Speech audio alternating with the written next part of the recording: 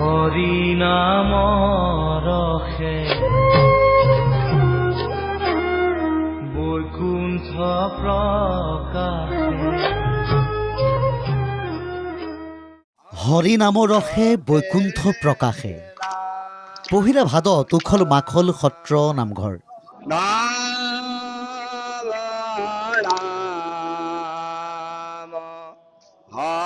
বৰতালৰ শব্দত ৰজন জনাইছে চৌপাশ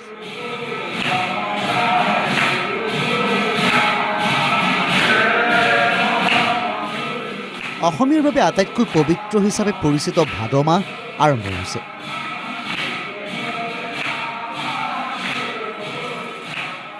পহিলা ভাদত হৰিনামৰ ধ্বনিৰে মুখৰ হৈছে ৰাজ্যৰ সত্ৰ নামঘৰ মহাপুৰুষ গুৰুজনাৰ জন্মস্থান বটদ্ৰৱা থানতো ভাদ মাহ উপলক্ষে ভকত বৈষ্ণৱৰ আগমন ঘটিছে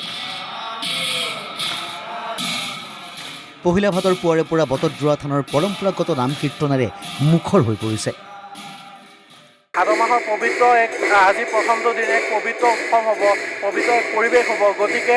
সেই পবিত্ৰ পৰিৱেশত আমি নিজকে অৰ্পণ কৰিব আহিছোঁ গুৰুজনাৰ ওচৰলৈ আজি শৰাই এখন আগবঢ়ালোঁ ভাদ মাহ সেইকাৰণে হৰিনামৰ ধ্বনিৰে মুখৰ হৈ থকা মাজুলীৰ সত্ৰ নামঘৰত আজিৰে পৰা আৰম্ভ হৈছে মাহজোৰা ভাদমহীয়া নাম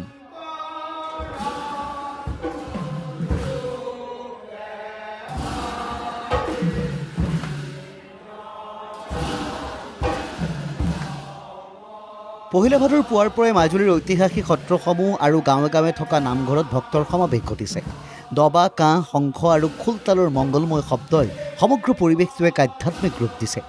মাজুলীৰ আউনীআটী কমলাবাৰী দক্ষিণপাট গড়মূৰ বেঙেনাআটী আদি প্ৰধান সত্ৰসমূহত এমাহজোৰা বিশেষ কাৰ্যসূচীৰে আৰম্ভ হৈছে নাম প্ৰসংগ টিয়কৰ ঐতিহাসিক ঢেকীয়াখোৱা বৰনামঘৰতো পুৱাৰে পৰা হৰিনামৰ ধ্বনিৰে মুখৰিত হৈ পৰিছে অঞ্চলটো ৰাজ্যৰ বিভিন্ন প্ৰান্তৰ পৰা অগণন ভক্তৰ সমাগম ঘটিছে এগছি বন্তি শৰাই নৈবদ্য আগবঢ়াই সকলোৱে নেদেখাজনৰ শৰণাপন্ন হ'ল ঐতিহাসিক ঢেকীয়াখোৱা বৰনামঘৰত মহাপুৰুষজনাৰ মাধৱগুৰুৰ পবিত্ৰ তীৰ্থক্ষেত্ৰত যি শংকৰ গুৰুৱে গুৰুজনাক লগ পাবৰ কাৰণে 7 দিনীয়াকৈ পালনাম পাতিছিলে সেই গুৰুজনৰ যি মহামিলন হৈছিলে তাৰ পিছৰ পৰা ঢেকীয়াখোৱা বৰনামঘৰত আমি এমহীয়াকৈ আমাৰ ৰাইজে জাতি ধৰ্ম বৰ্ণ ভাষা নিৰ্বিশেষে ইয়াত জাতিৰ কল্যাণৰ কাৰণে পালনাম পতা হৈছে ডিমৌ কেন্দ্ৰীয় নামঘৰতো ভাদমহীয়া নাম আৰম্ভ হৈছে নাম প্ৰসংগ কীৰ্তন পাঠ মহিলাসকলৰ দিহা নামেৰে ৰজন জনাই উঠিল নতুনকৈ সজাই পৰাই তোলা ডিমৌ কেন্দ্ৰীয় নামঘৰ এই একেই পৰিৱেশ ৰাজ্যৰ প্ৰায় সকলো সত্ৰ নামঘৰত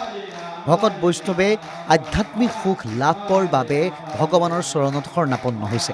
কেৱল ধৰ্মীয় দৃষ্টিকোণৰ পৰাই নহয় ই আমাৰ জাতীয় সংস্কৃতি একতা আৰু সাতামপুৰুষীয়া পৰম্পৰাকো ধৰি ৰাখে বুঢ়া মেথা যুৱক যুৱতী আৰু শিশুলৈকে সকলোৱে পৰম্পৰাগত সাজপাৰ পিন্ধি নামঘৰলৈ ঢাপলি মেলা দৃশ্যই অসমীয়া সমাজৰ চহকী লোক সংস্কৃতিকে পুনৰবাৰ অংকন কৰিছে নিউজ ডেস্ক NKTV+